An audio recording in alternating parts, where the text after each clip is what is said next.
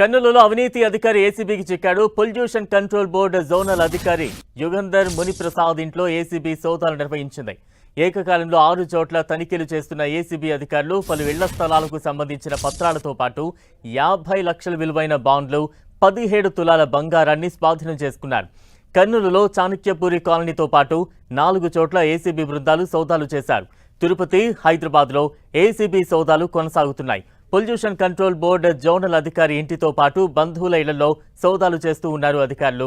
ప్రస్తుతం 4 కోట్లకు పైనే ఆస్తులు గుర్తించారు ఏసీబీ అధికారులు.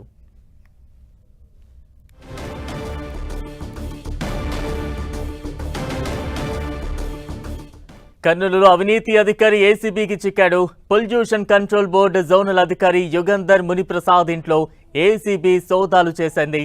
ఏకకాలంలో 6 చోట్ల తనిఖీలు చేస్తోన్న ఏసీబీ అధికారులు పలు ఇళ్ల స్థలాలకు సంబంధించిన పత్రాలతో పాటు 50 లక్షల విలువైన బాండ్లు, 17 తులాల బంగారాన్ని స్వాధీనం చేసుకున్నారు.